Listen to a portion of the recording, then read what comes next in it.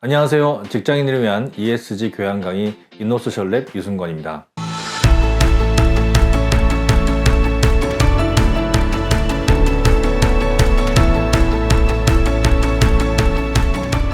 아홉 번째 강의는 인권 경영과 공급망의 ESG 확산입니다. 네, 여러분 기억하시는지 모르겠지만 ESG의 주요 이슈에서 S의 사회가치 경영에서 6대 주요 이슈를 말씀드렸는데요.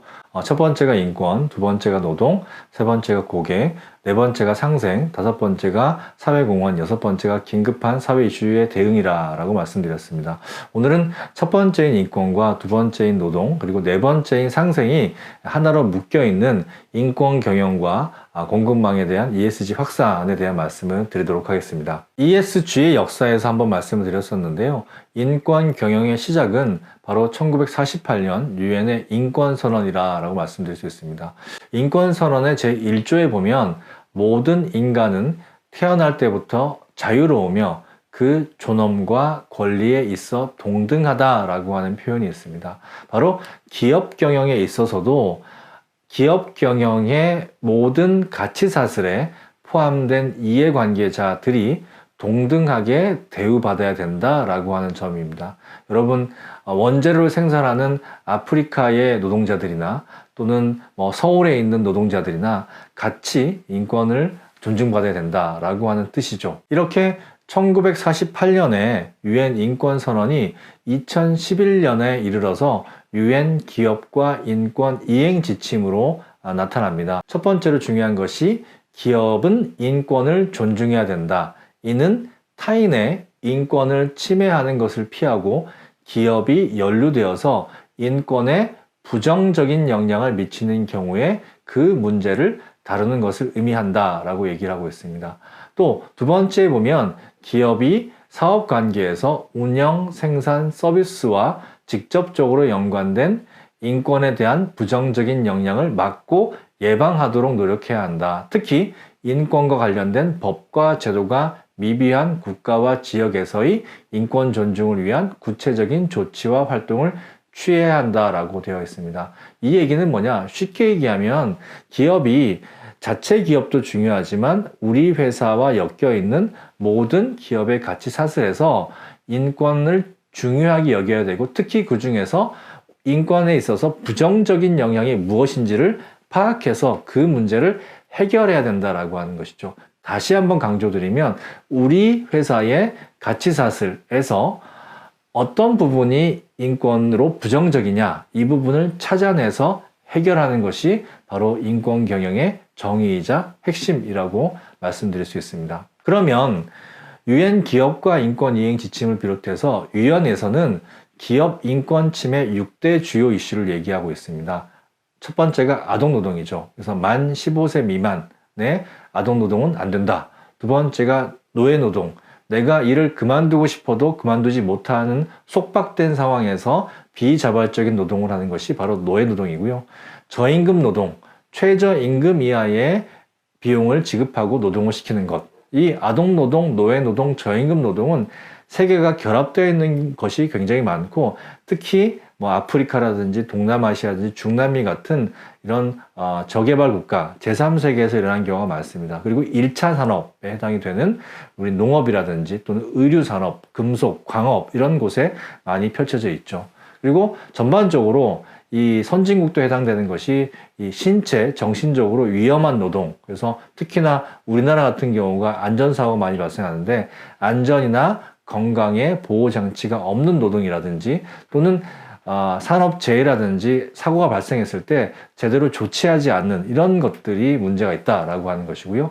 차별과 괴롭힘, 이것은 회사 내에서 성적인 부분뿐만 아니라 최근에는 DEI라고 해서 다양성, 포용성, 형평성이 굉장히 중요하죠. 그래서 장애를 가졌다거나 또는 우리나라 같은 경우 외국인 노동자라든지 어떤 피부 색깔이 다르다든지 또는 다른 종교를 가졌다든지 또는 나이가 많다든지 나이가 적다든지 이런 걸로 인해서 차별과 괴롭힘 또는 뭐 우리나라 같은 경우 대표적으로 또 뭐가 있을까요?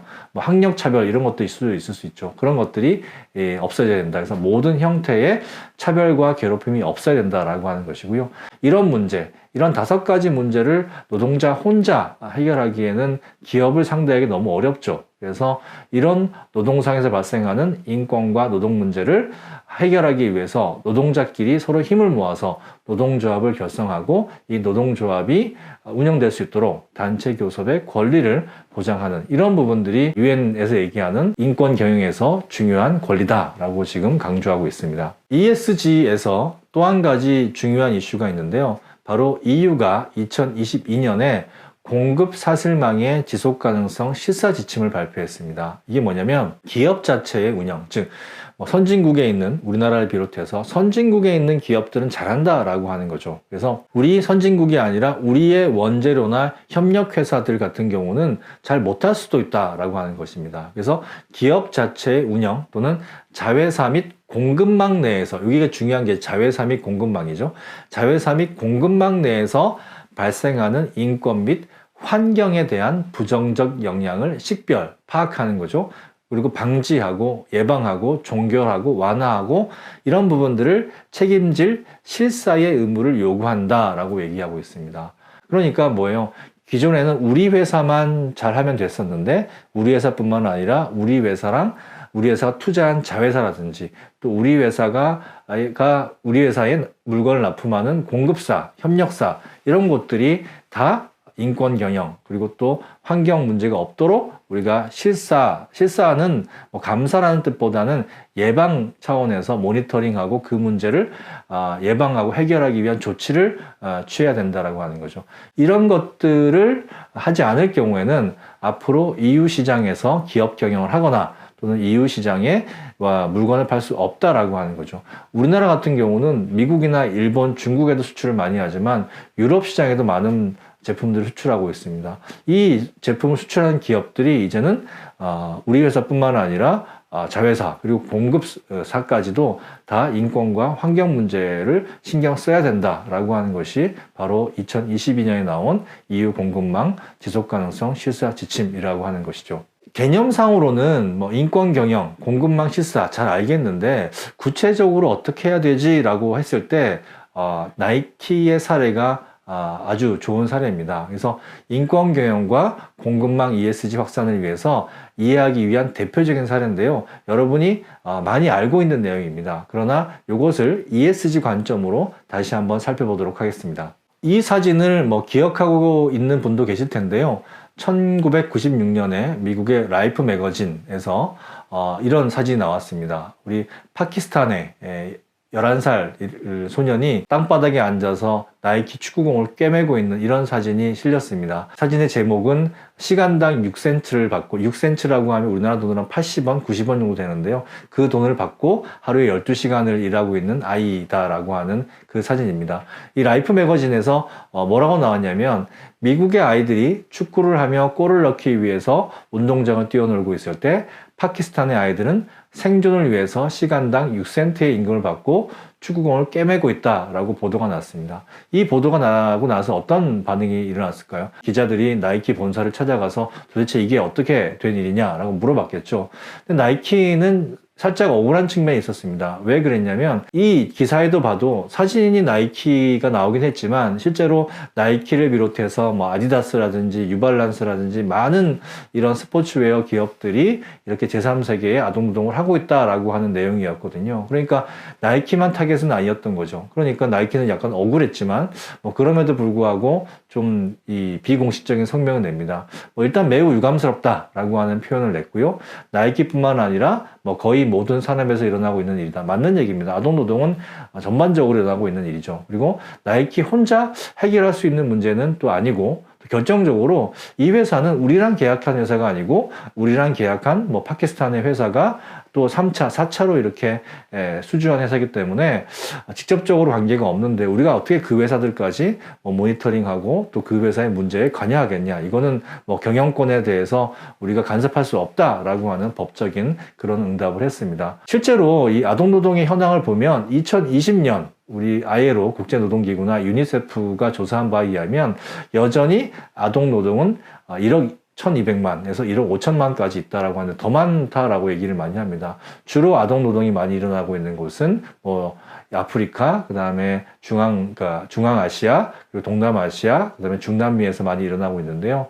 농업이라든지, 그 다음에 폐기물 산업이라든지, 광업이라든지, 이런 곳에서 많이 일어나고 있습니다. 그런데, 이런 이제 아동노동에도 불구하고, 나이키는 그러고 말았던 거죠. 그러고 이제 침묵하고 있었는데 1년 후에 뉴욕타임즈가 같은 날 우리 라이프지가 발표한 3월 28일 날 이것은 제가 보기엔 약간 좀 의도가 된 것 같긴 해요. 그래서 3월 28일 날 뉴욕타임즈가 베트남에서 있었던 나이키 공급업체의 여성 노동자 학대를 보도했습니다. 나이키가 살짝 자기랑 계약한 회사가 아니다라고 해서 꼬리를 뺐거든요. 꼬리를 뺐는데 뉴욕타임즈는 직접 나이키랑 계약한 회사의 일을 취재해서 보도한 거죠. 그래서 베트남 나이키 신발 공급 업체에 있던 여성 노동자 56명이 작업 중에 규정된 신발을 신지 않았다는 이유로 섭씨 50도, 베트남 얼마나 뜨거운지 아시죠?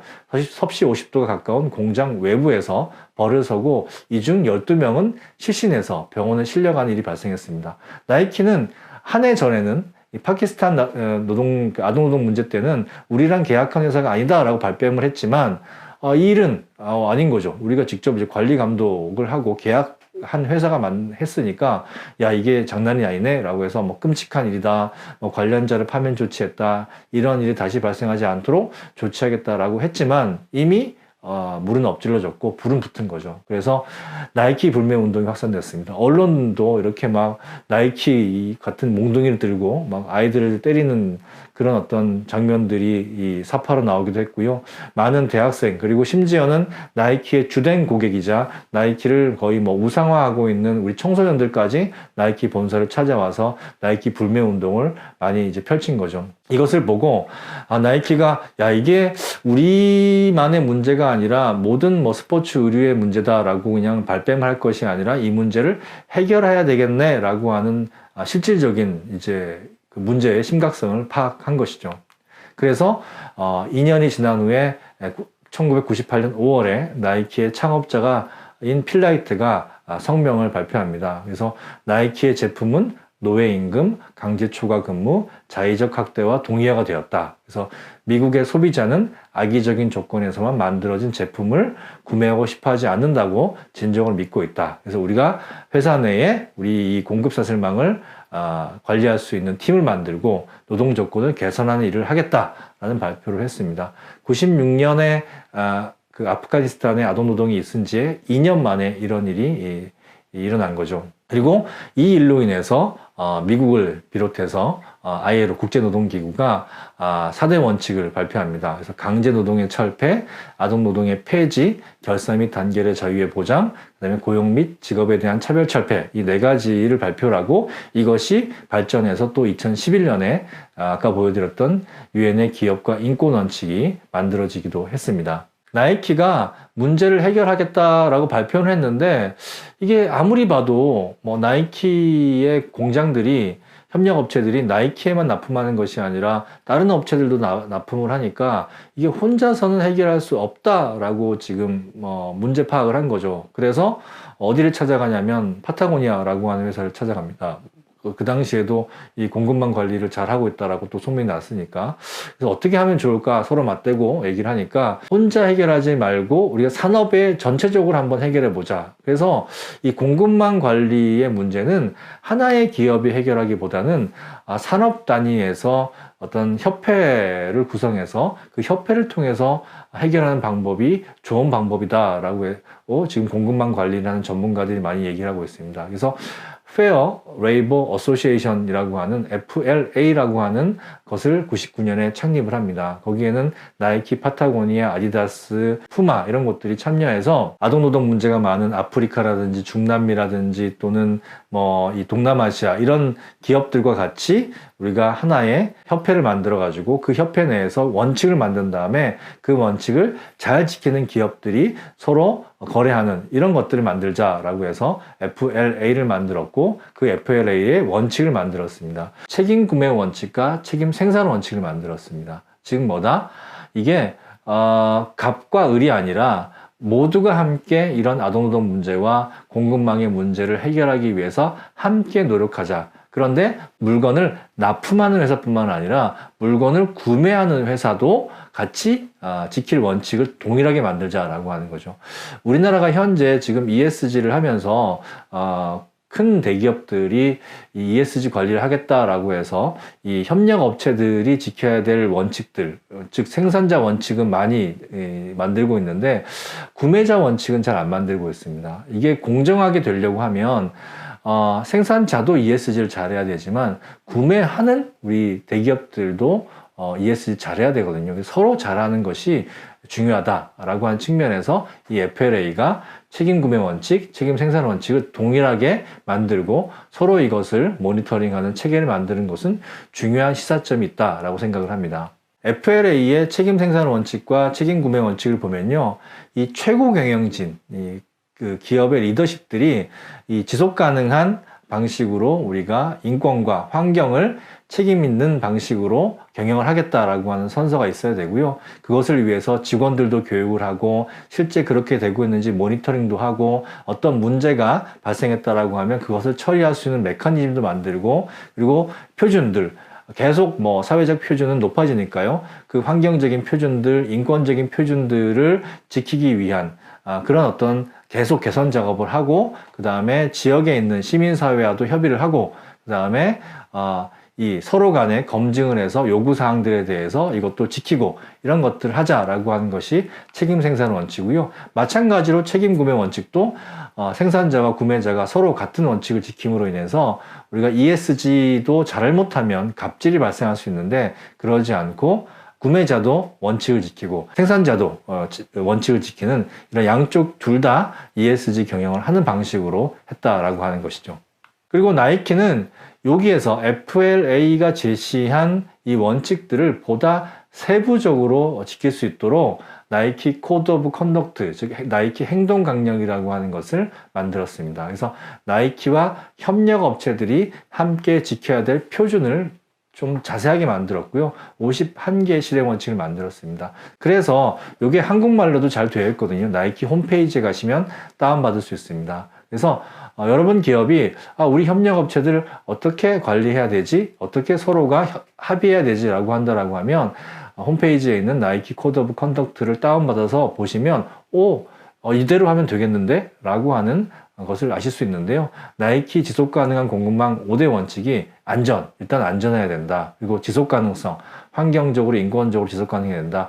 상호 존중해야 된다. 이게 인권 존중이 되는 것이고 이게 말로만 하는 것이 아니라 실행해야 될 것이고 또 나이키에 납품하는 업체뿐만 아니라 나이키도 서로 지키는 공정해야 된다라고 하는 5가지 원칙을 강조하고 있습니다. 여러 내용이 많이 있는데 실제로 이제 인권과 노동 환경을 매우 중요하게 얘기하고 있습니다. 그래서 ILO에서 국제노동기구에서 얘기한 4대 원칙을 포함해서 아동노동, 강제노동의 금지, 결사의 자유, 차별금지와 성평등, 보상, 그리고 모니터링 및 개선 이런 부분들에 대한 것이 아주 자세하게 이 나이키 코드 오브 컨덕트에 제시되어 있습니다. 그리고 그러면 뭐 이걸 잘하는 기업들은 어떤 이익이 있나요? 라고 이제 얘기할 수 있는데 나이키는 FLA와 함께 이 코드 오브 컨덕트를 잘 지킨 기업들을 평가해서 금, 골드, 그다음에 은, 실버, 그다음에 브론즈, 동, 그다음에 옐로우, 주의조, 그다음에 레드, 경고 이렇게 5단계로 지금 나눴습니다. 그래서 매년 페이퍼를 가지고 우리가 이 FAA뿐만 아니라 나이키의 코드 오브 컨덕트를 어떻게 잘 지켰는지에 대한 보고서를 서로 간에 상호 간에 주고받고요. 또 2년에 한 번씩은 현장에 나가서 체크리스트를 가지고 상호 간에 잘하고 있는지에 대한 서로 체크리스트를 하는 거죠. 기본서는 동메달, 금운동에서 동메달은 지키자. 그리고 주의인 옐로나 레드로 가게 되면 2년 또는 3년 내에 이 문제를 개선하지 않으면 우리 회사랑 거래할 수 없습니다. 이렇게 이제 얘기를 하는 거죠. 그리고 뭐 이 금메달이나 실버를 획득한 곳에는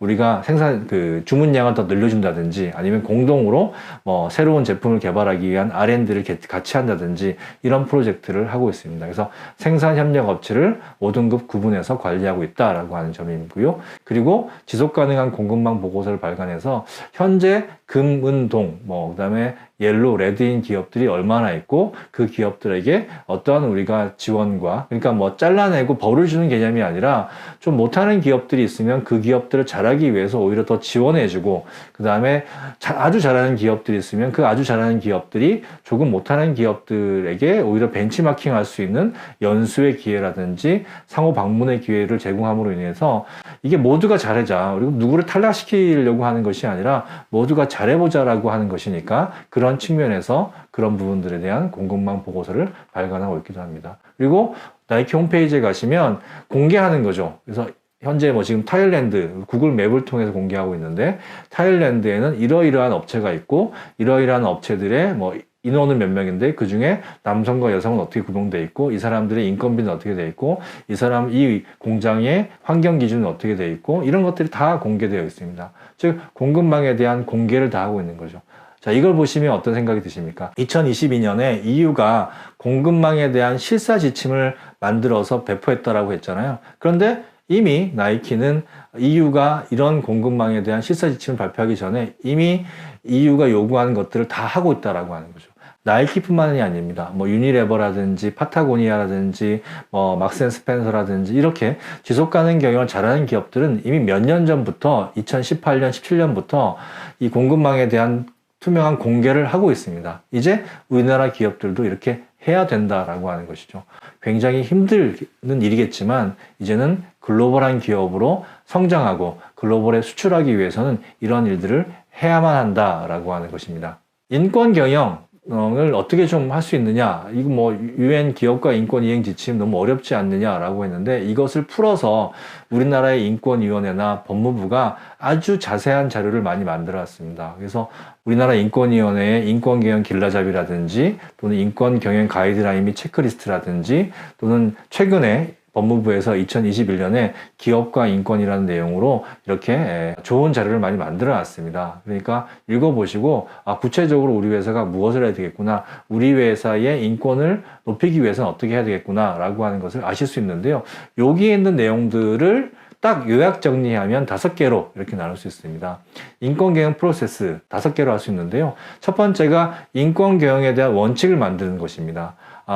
우리 회사 윤리경영 원칙이 있는데요. 그 정도 가지고는 안 되고요. 글로벌 가이드라인, 즉, 우리 UN 기업가 인권 이행 지침에 맞는, 또 OECD 기업가 인권 지침에 맞는 그런 형태로 우리 그 인권 경영 원칙을 만들고, 이걸 뭐 실무자가 그냥 만들어가지고 메일 뿌리는 것이 아니라 이사회에서 우리 회사는 인권 경영 하겠습니다라고 도장 빵빵 찍어가지고 발표하고, 그리고 그걸 홈페이지나 지속가능 보고서, 그리고 회사에 뭐 보이는 곳, 제가 예전에 미국 기업에 가봤는데 미국 기업엔 화장실에 이렇게 인권경영에 대한 원칙이 붙어 있는 걸 볼 수 있었습니다. 그래서 이런 것들을 공표해야 되고, 그리고 실제로 이것을 발표만 하는 것이 아니라 인권경영 실행체계를 만들어야 되겠죠. 그래서 이사회가 이것을 관리 감독하고, 그리고 인권경영위원회도 만들고, 이게 뭐 ESG위원회가 될 수도 있지만 고충처리위원회가 될 수도 있죠. 그래서 인권경영위원회도 만들고, 또 인권실무조직, 보통 인사팀에서 많이 하겠죠. 그래서 HR에서 실행을 하고, 감사팀에서 실사를 하고, 또 공급망 같은 경우는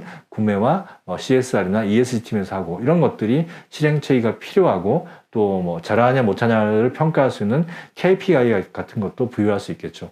그리고 인권 경영에 대한 교육도 필요합니다. 인권을 많은 사람들이 그냥 상식으로 생각하는데 상식의 차이가 굉장히 큽니다. 특히나 뭐 세대 간 차이도 있고 남녀 간 차이도 있기 때문에 인권 경영 교육이 필요한데, 인권 경영 교육은 특히나 리더들이 굉장히 중요하죠. 리더가 회사에 많은 영향을 끼치니까. 그래서 이사회와 CEO와 임원들에 대한 인권 경영 반드시 필요하고요. 우리나라는 교육하면 맨날 막내들이 하는데, 막내들만 교육받지 말고 우리 윗분들도 교육 열심히 받아야 된다라고 보고요.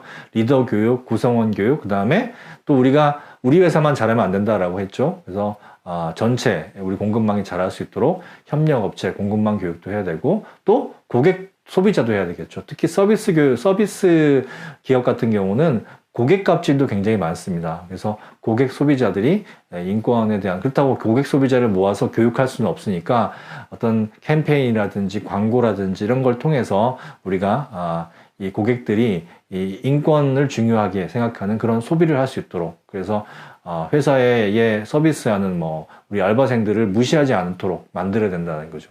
그리고 고충 처리 구제도 필요합니다. 문제가 있으면 해결할 수 있는 방법이 있어야 되겠죠. 그래서 인권 문제를 소통할 수 있는 소통과 신고 채널을 운영하고 인권 고충 처리 절차를 만들어야 되는데, 그래서 이제 필요한 게 이제 노조가 필요하기도 한 거죠. 그래서 고충 처리 위원회나 노조에 가서 이것을 신고하면 그 신고자도 보호하고, 또 우리네 같은 경우는 내부 고발을 하면 내부 고발을 한 사람을 배신자다라고 해서 내쫓는 경우도 있는데, 그렇지 않고 그 사람 신고자를 보호하고 그 일이 잘 처리될 수 있도록 해야 되는 거고요.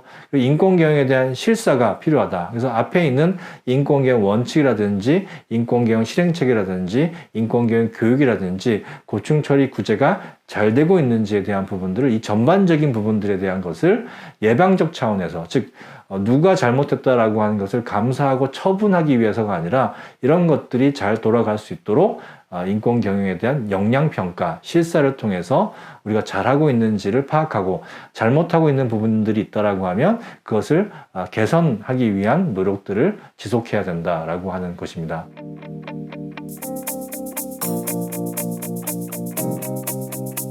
아홉 번째 강의, 인권 경영과 공급망의 ESG 확산, 에큐온 캐피탈, 에큐온 저축은행의 슈몽이와 함께 하겠습니다.